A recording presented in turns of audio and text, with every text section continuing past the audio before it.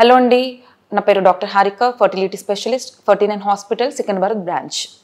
మనం ఈరోజు egg freezing and అలాగే సెమెన్ ఫ్రీజింగ్ గురించి డిస్కస్ చేద్దాం. సో ఎగ్ ఫ్రీజింగ్ అంటే ఏంటి?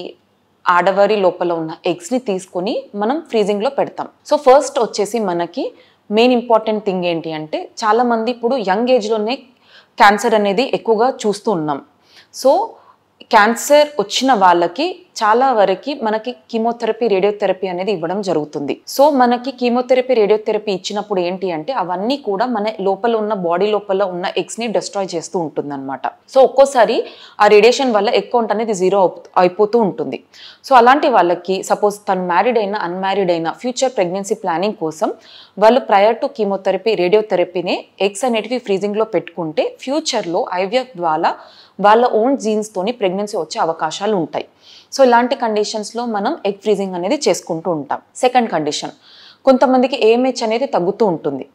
అంటే సపోజ్ 28 జనరల్గా ఏంటి అంటే ఏఎంహెచ్ అనేది అడ్వాన్స్డ్ ఏజ్ అంటే 35 దాటిన తర్వాత తగ్గుతూ ఉంటుంది. కానీ కొంతమందికి జన్యుపరంగా కానివ్వండి, ఇతర ఆటోఇమ్యూన్ డిసీజెస్ వల్ల కానివ్వండి, త్వరగా ఏఎంహెచ్ అనేది తగ్గిపోతూ ఉంటుంది. అలాంటి వాళ్ళకి ఇన్ కేస్ వాళ్ళు ప్రెగ్నెన్సీ అనేది అప్పుడే ప్లాన్ చేసుకోకపోతే, వాళ్ళు ఒక 2 ఇయర్స్ తర్వాత ప్లాన్ చేసుకుందాం అనుకుంటున్నారు, బట్ ఆల్రెడీ తన ఫస్ట్ విజిట్లోనే ఏఎంహెచ్ అనేది తగ్గుతుంది ఉన్నప్పుడు మనం ఎగ్ ఫ్రీజింగ్ చేసేసి ఎగ్స్ని దాపెట్టి ఫ్యూచర్లో మళ్ళీ మనం ఇక్సీ చేసేసుకొని ఎంబ్రియోస్ని ఫామ్ చేసి తన ఓన్ జీన్స్ ద్వారా తనకి ప్రెగ్నెన్సీ ఇచ్చే అవకాశాలు అనేటివి ఉంటాయి. థర్డ్ రీజన్ వచ్చేసి మనకి అకౌంట్ తగ్గు ఉండడం. ఇలాంటి ఏ కండిషన్స్లో అకౌంట్ అనేది తగ్గుతూ ఉంటుంది అంటే, ఫస్ట్ రీజన్ వచ్చేసి మనకి ఎండోమెట్రియోసిస్ లేదా అడ్వాన్స్డ్ ఏజ్ అండ్ కొన్ని ఆటో ఇమ్యూన్ కండిషన్స్ వల్ల, కొన్ని మెయిన్గా క్యాన్సర్లో కీమోథెరపీ, రేడియోథెరపీ ఈ పద్ధతుల ద్వారా కూడా మనకి ఎగ్ కౌంట్ అనేది తగ్గుతూ ఉంటుంది. సో ఇలాంటి అన్ని కండిషన్స్లో కూడా ముందు జాగ్రత్త ఏమేజ్ చేంజ్ చేసుకొని వాళ్ళు ఇప్పట్లో ప్రెగ్నెన్సీ అనేది ప్లానింగ్ చేసుకోకపోయినా కూడా ఎగ్స్ ఫ్రీజింగ్ అనేది ఇంపార్టెంట్. నెక్స్ట్ కండిషన్ వచ్చేసి కొన్ని జెనెటిక్ డిసీజెస్ ఉంటాయన్నమాట. సో చిన్నప్పుడే వాళ్ళకి పీరియడ్స్ అనేటివి ఇర్రెగ్యులర్గా ఉండడం, లేదా 24 ఇయర్స్కే కూడా వాళ్ళకి అకౌంట్ అనేది ర్యాపిడ్గా డిప్లీట్ అవుతూ ఉండడం. సో అలాంటి వాళ్ళకి ఏంటి అంటే మ్యారేజ్ అవ్వకపోయినా కూడా ఎగ్ ఫ్రీజింగ్ చేసేసుకొని వాళ్ళు ఫ్యూచర్లో ఐవీఎఫ్కి వెళ్ళే అవకాశాలు కూడా ఉంటాయి. And next coming to semen analysis freezing. So semen freezing ఎప్పుడు చేస్తాం? సో కొంతమంది మనకి చాలామంది కపుల్స్ వస్తూ ఉంటారు. సో ఎలా అంటే మనం జనరల్గా లా ప్రకారం, అకార్డింగ్ టు ఏఆర్టీ లా ప్రకారం ఐవీఎఫ్ అనేది ఆడవారి ఏజ్ 21 ఇయర్స్ కంప్లీట్ అయ్యాకనే మనం ఐవీఎఫ్ అనేది సజెస్ట్ చేయాలి. సపోజ్ కొంతమంది చాలామంది మనం చూస్తూ ఉంటాం, 20 ఇయర్సే ఉంది wife age, but husband age 23 years ఉంది, బట్ హస్బెండ్ కౌంట్ వచ్చేసి 2 మిలియన్ ఉంది.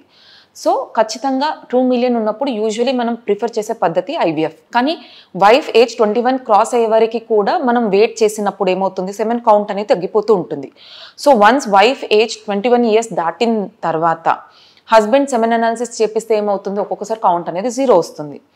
వాళ్ళు ఏంటి అంటే చాలా అప్సెట్లో ఉంటారు, వాళ్ళ ఓన్ జీన్స్తోనే పేరెంట్స్ అయ్యే అవకాశాలు కోల్పోతున్నారు. అలాంటి వాళ్ళకి ఇచ్చే మెయిన్ ఇంపార్టెంట్ థింగ్ ఐడియా ఏంటి అంటే semen analysis freezing. Suppose wife age is only 20 years, husband count అప్పటికి 22 మిలియన్ ఉంది. సో అలాంటి వాళ్ళు ఏంటి, ఒక 3 మంత్స్కి ఒక్కసారి వచ్చి సెమెన్ అనాలిసిస్ చేయించుకొని ఫ్రీజింగ్ చేసుకోవాలి. ఈ శాంపుల్ ఫ్రీజింగ్, ఆ తర్వాత నెక్స్ట్ శాంపుల్ ఒకటి ఫ్రీజింగ్. ఇది బాగుంది అంటే ప్రీవియస్ శాంపుల్ని డిస్కార్డ్ చేసుకొని వాళ్ళు ఫర్దర్గా ఫ్రీజింగ్ చేసుకుంటూ ఉండాలి. ఏజ్ 21 ఇయర్స్ క్రాస్ అయిన తర్వాత ఈ సెమెన్ శాంపుల్ని కూడా యూస్ చేసుకోవచ్చు మన for purpose of IVF. So ఇలాంటి కండిషన్స్లో అండ్ అలాగే కొంతమంది సేమ్ కీమోథెరపీ, రేడియోథెరపీకి వెళ్తూ ఉంటారనమాట. సో అలాంటి వాళ్ళు కూడా ముందే సెమెన్ అనాలిసిస్ ఫ్రీజింగ్ చేసుకున్నప్పుడు వాళ్ళ స్పెర్మ్ కౌంట్ అనేది తగ్గకుండా ఉంటుంది. అండ్ కొంతమంది ఏంటి, ఇప్పుడు లైక్ మ్యారీడ్ కపుల్ ఉన్నారు, ఆల్రెడీ మ్యారేజ్ అయ్యి 5 ఇయర్స్ అవుతుంది, బట్ సడన్గా husband is going to some out of station. So wife account కూడా తగ్గుతుంది. వాళ్ళకి మనం ఇచ్చే ఆప్షన్ ఐవీఎఫ్.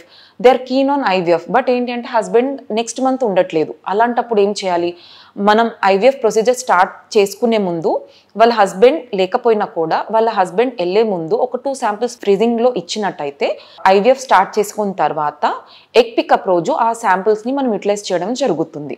సో ఇలాంటి కండిషన్స్లో కూడా మనం ట్రీట్మెంట్ అనేది డిలే చేయకుండా వాళ్ళ ఎగ్ కానివ్వండి, స్పర్మ్స్ కానివ్వండి తగ్గకుండా ముందే వాళ్ళకి ప్రెగ్నెన్సీ ఇచ్చే అవకాశాలు, అంటే ఐవీఎఫ్ ద్వారా ప్రెగ్నెన్సీ ఇచ్చే అవకాశాలు అనేటివి కూడా జరుగుతుంటాయి. సో ఇలాంటి కండిషన్స్లో కూడా మనం 7 శాంపుల్ ఫ్రీజింగ్ అనేది అడ్వైస్ చేస్తూ ఉంటాం. Thank you.